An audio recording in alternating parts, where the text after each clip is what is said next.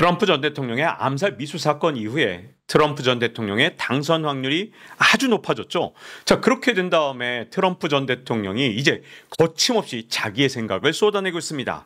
특히 대만에 대해서는 방위비를 내지 않으면 이제 대만을 지켜주지 않겠다 이런 식으로 말을 해버리니까 대만이 발칵 뒤집혔죠. 자, 그 여파로 대만의 금융시장이 크게 흔들렸고요.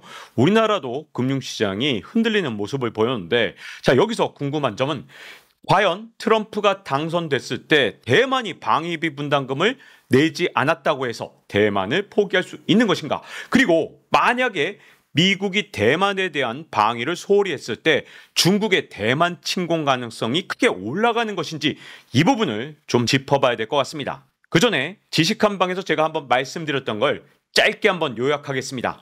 중국이 대만을 칠 수 없는 결정적인 이유가 있다고 말씀드렸죠. 중국의 석유 자급률은 29%밖에 되지 않습니다. 전체 석유 가운데 20%는 중앙아시아와 러시아에서 수입하지만 80%는 바로 중동산 석유를 이렇게 말라카 해협을 통해서 수입합니다. 그래서 만약에 중국이 대만을 침공한다 하더라도 미국이 이 말라카 해협을 딱 막아서기만 하면 중국이 더 이상 전쟁을 치르기가 쉽지 않습니다. 게다가 혹시라도 중국이 대만을 점령한다 하더라도 만약에 미국이 이 말라카 해협만 막고 있다면 중국의 경제는 완전히 초토화될 겁니다. 자, 러시아가 이렇게 오랫동안 전쟁을 할 수 있는 가장 큰 이유는 러시아는 세계 최대 밀 수출국이고 그리고 세계에서 두 번째로 원유를 가장 많이 수출하는 나라입니다.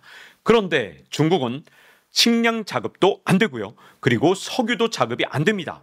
이 때문에 만약에 말라카 해협만 막는다.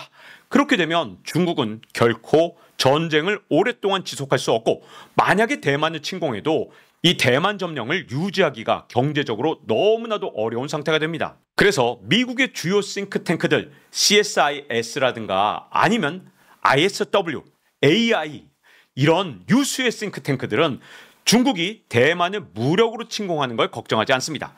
가장 위험한 것을 바로 봉쇄라고 보거든요. 자, 이번에 2024년 5월 23일부터 24일까지 중국이 대만을 둘러싸고 이틀 동안 이렇게 봉쇄 훈련을 했습니다. 이때 대만의 온갖 상선들이 대만으로 들어가지 못해서 한 이틀인데도 굉장히 힘들었었습니다. 자, 이게 바로 CSIS가 걱정하는 가장 심각한 문제입니다. 만약에 중국이 대만을 상시 봉쇄하게 된다면 이게 아무래도 대만 경제에 타격을 줄 수밖에 없고 만약에 대만이 경제적으로 어려워지면 대만 내에는 친중파가 꽤 있거든요. 이 친중파들이 야, 뭐하러 중국하고 자꾸만 싸우냐. 차라리 중국의 편이 되자. 이렇게까지 나오게 되면 대만 내에서 분열이 일어난다는 겁니다. 자, 어떻게 대만을 봉쇄하느냐. CSIS에서 분석한 지도를 보면 대만의 주요 항구는 이렇게 북쪽과 남쪽에 있습니다. 만약에 이 두 항구만 철저하게 봉쇄를 한다면 대만 경제는 바로 어려워진다는 거죠. 심지어 이 CSIS에서 이 봉쇄 방법을 분석해서 미리 예견한 이런 지도를 만들었는데요. 일단 인민해방군이 이 빨간색으로 그려져 있습니다. 이 곳곳마다 주요 지점에 인민해방군을 배치하고 이 파란 점으로 보이는 게 중국의 해상 민병대입니다. 그리고 이 하얀 점은 중국의 경찰인데 주요 항구를 경찰과 해상 민병대가 입구를 딱 막고 있는 겁니다. 그래서 대만 선박이 지나가면 괜히 검문 검색한다 그러면서 바다 위에서 한 달이고 두 달이고 계속 대만 항구로 들어가지 못하게 봉쇄만 해놓으면 대만 경제가 어려워질 수 있다는 게 CSIS의 최대 우려입니다. 근데 CSIS만 걱정하는 게 아니라 미국의 다른 싱크탱크인 ISW도 비슷한 걱정을 하거든요. 오죽하면 제목이 강압에서 항복까지 이렇게 돼 있고 이렇게 해상 봉쇄를 해서 경제가 정말로 피폐해지면 대만 내부에서 분열이 일어나서 쉽게 대만을 제압할 수 있을 것이다. 이 우려를 하는 거거든요. 그래서 오죽하면 중국의 전쟁 없는 대만 점령 4단계 전략이라는 것을 중국 싱크탱크가 아니라 미국 싱크탱크가 이렇게 분석을 했습니다. 1단계와 2단계는 심리전이죠. 1단계는 대만 내에서 혼란과 불안을 야기하고 2단계는 대만과 미국 사이에 갈등을 유발합니다. 자, 그리고 나서 군사적 위협을 고조시키면 대만 내에서 서로 친중파와 반중파가 치고받고 싸우면서 이제 혼란이 가중되면서 경제도 피폐해지면 그러면 이제 쉽게 대만을 통제하는 27년 말이 올 수 있다. 한마디로 중국이 대만을 무력 침공하기가 너무 어렵기 때문에 사실상 봉쇄 전략이라는 게 중국 입장에서 훨씬 더 쉽게 대만을 점령할 수 있거든요. 더군다나 중국이 대만을 노리고 있는 가장 큰 이유 중에 하나가 바로 대만 안에 있는 TSMC 같은 파운드리 공장을 접수하는 거잖아요. 자, 대만에는 TSMC만 있는 게 아니라 온갖 파운드리와 그리고 시스템 반도체 설계 회사들이 있습니다. 만약에 전쟁을 통해서 대만을 점령하게 되면 이 생태계가 파괴되거나 모두 다 미국으로 피난을 갈 가능성이 너무나도 크겠죠. 자, 그렇게 되면 대만을 점령해봤자 중국이 얻는 것은 굉장히 적을 수밖에 없습니다.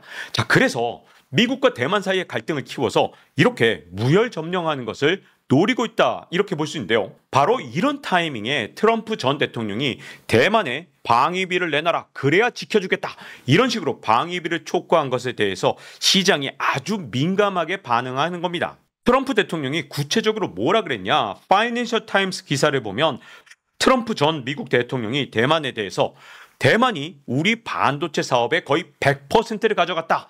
그래서 대만은 미국에 방위비를 내야 된다, 이렇게 말을 했습니다. 이에 대해서 가장 깜짝 놀란 건 아마도 지금 반중 성향인 대만의 민진당 정부일 겁니다. 자, 가까스로 선거에서 이겨서 지금 현재 정권을 잡았는데 갑자기 방위비를 더 내놓으라 그런단 말이죠.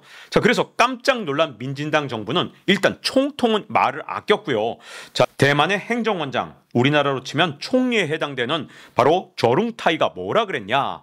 구체적인 세부 사항은 거론하지 않았지만 우리 대만 스스로 방어하고 안보를 보장하기 위해서 더 많은 책임을 질 의향이 있다고 말을 했다, 이렇게 지금 현재 타이완 뉴스에 보도가 됐습니다. 그러니까 트럼프 전 대통령의 요구대로 방위비를 더 줄 테니까 우리 좀 괴롭히지 말아달라, 이렇게 말한 느낌이 듭니다. 이게 왜 그러냐? 트럼프의 발언 때문에 벌써부터 대만은 시끌시끌하고 분열 조짐을 보이고 있습니다. 자, 이 기회를 대만의 국민당이 놓칠 리가 없잖아요. 대만의 국민당은 물론 대놓고 친중 성향이다, 이렇게 말할 수는 없지만 일단 원칙적으로 하나의 중국을 충실하게 따르고 있습니다. 물론 중국이 말하는 하나의 중국하고 대만의 국민당이 생각하는 하나의 중국이 다를지는 모르겠지만 어쨌든 통일을 원칙으로 하고 있기 때문에 지금의 민진당 정부하고는 굉장히 다른 원칙을 갖고 있습니다. 게다가 국민당의 당론은 아닐지 모르지만 의원들 중에 상당수가 중국하고 굉장히 친합니다. 그런 상황에서 트럼프가 이렇게 발언을 해줬다는 것은 국민당 입장에서 상당한 기회가 될 수밖에 없습니다. 대만의 한 국민당 의원이 트럼프 전 대통령의 발언에 대해서 뭐라고 했냐? 대만의 납세자들이 양안을 유지하기 위해 앞으로 더 많은 돈을 지불해야 하는지에 대한 의문을 불러일으킨다라고 말을 했습니다. 그 얘기는 돈 내기 싫다는 거잖아요. 자, 그렇게 되면 미국과 대만 사이의 갈등이 훨씬 더 세질 수밖에 없죠. 미국과 대만 사이의 갈등, 즉 중국이 총성 없이 대만을 점령할 수 있는 2단계로 한 발짝 다가설 수 있다는 뜻이 됩니다. 그리고 두 번째 문제가 있습니다. 사실 중국이 대만을 칠 수 없는 가장 큰 이유는 제가 석유라고 말씀을 드렸잖아요. 그런데 만약에 중국이 대만을 침공했을 때 미국이 말라카 해협을 봉쇄해주지 않는다, 그러면 중국은 대만을 아주 오랫동안 공략할 수 있습니다. 지금 러시아가 아주 오랫동안 우크라이나에서 전쟁을 하는 것처럼 석유만 공급받을 수 있다면 중국이 대만과 아주 오랜 기간 전쟁을 할 수 있죠. 그런데 우크라이나 전쟁에서 우리가 이미 확인한 것처럼 전쟁이 오랜 기간 지속될수록 결국 GDP가 더 많은 쪽, 그리고 인구가 많은 쪽이 시간이 갈수록 점점 더 유리할 수밖에 없습니다. 더군다나 이 전쟁이 일어난 기간 동안 대만을 해상 봉쇄하게 되면 대만이 어쩔 수 없이 백기투항을 할 수도 있는 상황이거든요. 자, 이 모든 것은 결국 미국이 말라카 해협을 봉쇄해 주느냐 아니냐에 달려 있습니다. 그런데 트럼프 전 대통령이 만약에 방위비를 내놓지 않으면 너를 지켜주지 않겠다, 이런 자세로 말라카 해협을 봉쇄해주지 않는다 그러면 중국이 대만을 무력 침공할 가능성이 훨씬 더 높아질 수밖에 없거든요. 여기다가 세 번째 문제가 있습니다. 지금 중국이 말라카 해협을 통해서 석유를 수입할 수밖에 없는 가장 큰 이유가 이 중동에서 중국까지 연결되는 송유관이 없기 때문입니다. 근데 만약에 송유관이 생긴다면 상황이 완전히 달라지는 거죠. 그래서 중국이 가장 원하는 게 뭐냐?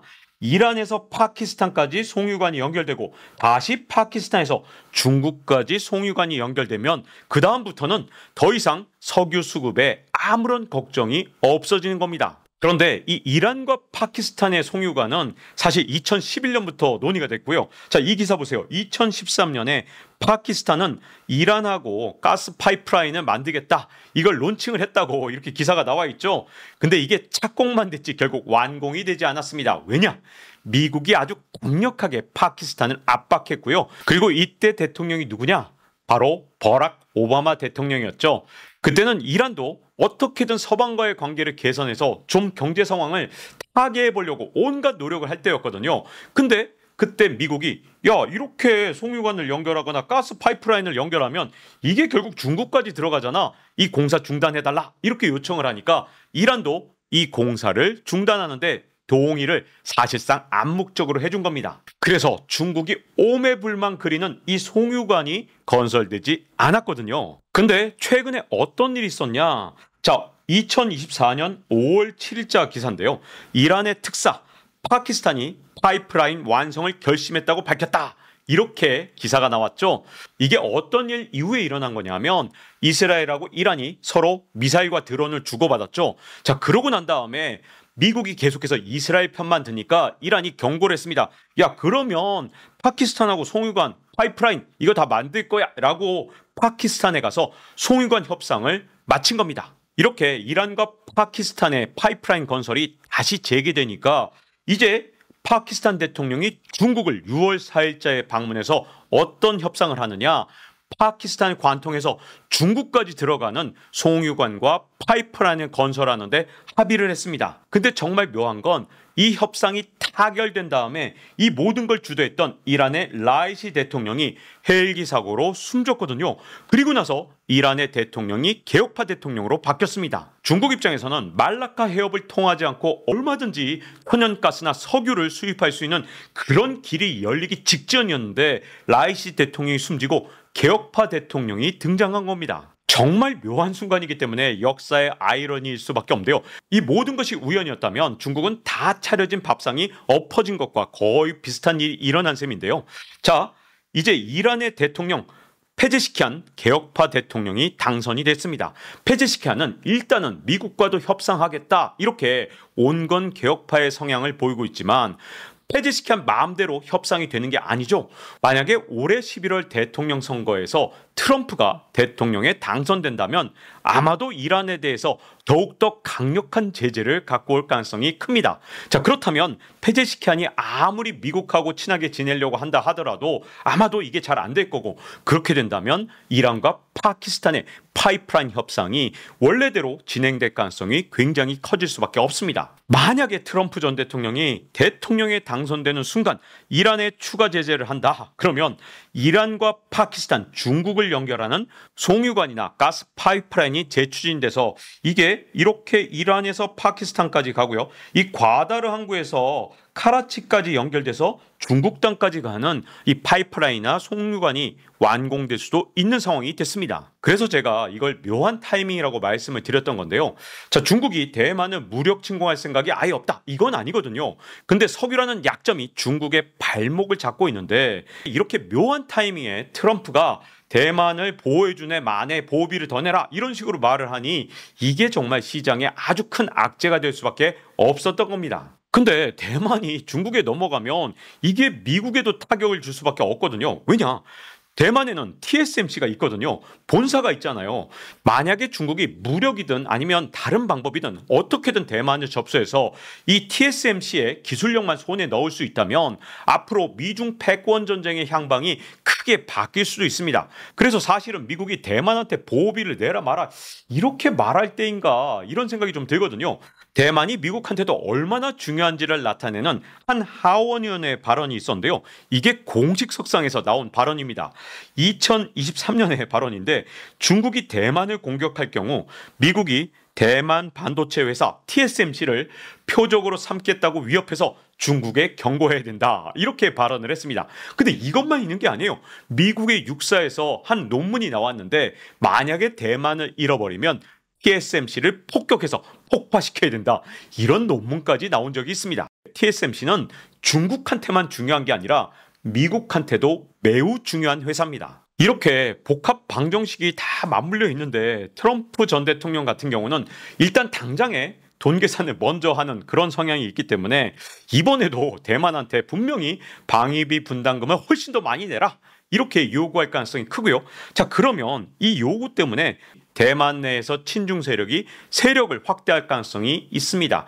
그리고 두 번째 문제는요. 트럼프 일기 때보다 지금 지정학적 위험성이 훨씬 커졌거든요. 사실 트럼프 일기 때는 지정학적 분쟁이 없었습니다. 그런데 바이든 대통령 때 두 군데서 분쟁이 일어났죠. 바로 러시아하고 우크라이나 전쟁, 그리고 이스라엘과 하마스 전쟁, 이게 심지어 헤즈볼라 전쟁까지 파급될 가능성이 굉장히 큽니다. 이제 트럼프 2기가 등장하게 되면 앞으로 더욱 복잡해진 지정학적 위험성 때문에 이거 대만에 잘못 이 방위비 분담금을 요구했다가 대만 내에서 국론이 분열되게 되는 순간 이게 어떤 방향으로 튈지 아무도 예측을 할 수가 없다는 게 문제입니다. 자, 그래서 미국과 대만 갈등, 대만 내부의 분열, 이게 중국의 진정한 노림수기 때문에 앞으로 트럼프가 이걸 얼마나 현명하게 풀어나갈지 지켜볼 수밖에 없는 거죠. 자, 여기까지 말씀드리면 트럼프 전 대통령이 혹시 대통령에 당선됐을 때 중국과 대만 사이에서 분쟁이 일어날 가능성이 좀 더 커지는 부분만 말씀을 드린 셈이 됐는데요. 근데 트럼프 전 대통령 때문에 오히려 상황이 좋아질 부분도 있습니다. 물론 이게 사실은 우크라이나 사람들의 비극을 함께하고 있기 때문에 제가 이게 무조건 좋은 일이다 이렇게 말하긴 정말 힘든데요. 왜 그러냐? 지금 트럼프 전 대통령은 계속해서 러시아하고 빨리 협상해서 전쟁을 끝내겠다 이렇게 말하기도 하고요. 그리고 우크라이나에 더 이상 지원을 하지 않겠다 이렇게 말하기도 합니다. 만약에 트럼프 전 대통령이 된 다음에도 이런 외교 전략을 계속 구사한다면 러시아와 우크라이나 전쟁이 빠른 시간 안에 끝날 가능성이 굉장히 크고요. 그리고 트럼프 전 대통령은 러시아를 유럽보다 더 좋아하는 이런 모습을 보여준 적이 한두 번이 아니거든요. 자, 그렇게 되면 이게 러시아하고 중국 사이가 벌어질 가능성이 좀 있습니다. 왜 그러냐? 지금 푸틴 대통령이 중국 갈 때마다 계속해서 그야말로 무시당하고 모욕을 당한 적이 한두 번이 아닙니다. 그래서 기회만 있으면 중국과의 관계를 어떻게든 정리하고 지금 서방하고 친해지거나 그게 안 된다면 적어도 미국과의 관계를 어떻게든 개선해서 더 이상 중국의 속국 노릇을 하지 않겠다는 그런 푸틴 대통령의 의지가 점점 더 커지고 있거든요. 자, 푸틴 대통령의 그 의지가 커졌다는 증거가 뭐냐? 푸틴이 중국의 눈치를 보지 않고 북한과 여러 조약을 맺고 베트남도 정상 방문을 했죠. 더군다나 인도를 방문하기도 했습니다. 그 얘기는 무슨 뜻이냐? 지금 러시아가 어떻게든 중국의 소나기에서 벗어나기 위해서 온갖 노력을 다하고 있다는 뜻입니다. 저는 시진핑 주석이 러시아에 대해서 왜 이렇게 홀대를 하고 푸대접을 했는지 잘 이해가 가지 않습니다. 왜냐하면 중국은 식량과 석유가 자급이 되지 않습니다. 그래서 러시아하고 함께 힘을 합쳤을 때 그때 중국이 훨씬 더 강해지거든요. 그런데 이렇게 러시아를 푸대접했기 때문에 지금 만약에 트럼프 대통령이 중국과 러시아를 떼내는 외교에 성공을 한다면 아마도 중국은 대만을 침공하기가 굉장히 어려워질 겁니다. 다만 이 과정에서 우크라이나 국민들은 원하지 않는 종전이나 휴전을 할 수밖에 없는 그런 상황에 처할 수가 있는데요. 자, 그러면 지금까지 수많은 청년들이 희생하고 그렇게 해서 되찾으려던 국토를 전혀 되찾지 못하고 잘못하면 이 전쟁이 끝날 수도 있습니다. 그야말로 자국의 안보를 자국의 힘으로 지키지 못한다면 이렇게 억지 휴전이나 종전을 할 수밖에 없는 아주 참담한 현실을 겪을 수밖에 없는 것 같습니다. 트럼프 전 대통령이 과거 4년 동안 대통령 경험을 한 만큼 이번에는 저번보다 좀 더 진화한 모습으로 국제 외교를 좀 했으면 좋겠고요. 그리고 트럼프 전 대통령이 당장 청구서로 돈을 이렇게 받아내는 그런 외교를 하는 것보다 미국의 10년 뒤, 30년 뒤에 패권을 고민하는 그런 외교를 해준다면 이게 동맹국들한테도 훨씬 더 큰 힘이 되주지 않을까 이런 기대를 좀 해보는데 과연 트럼프 전 대통령이 트럼프 2.0으로서 보다 더 나은 모습을 보여줄지 아니면 이전과 똑같이 청구서를 계속 내놓는 그런 외교를 할지 앞으로 초미의 관심사라고 할 수 있습니다. 그런데 문제점은 지금 지정학적 위기 상황이 훨씬 더 심각해졌기 때문에 트럼프 전 대통령이 과거의 1.0 상태에서 변하지 않았다면 아마도 외교 방정식을 풀어내기가 더욱더 어렵지 않을까, 이런 우려가 듭니다. 자, 이제 지식 한방 마칠 시간이 됐습니다. 다음 시간에 뵙겠습니다.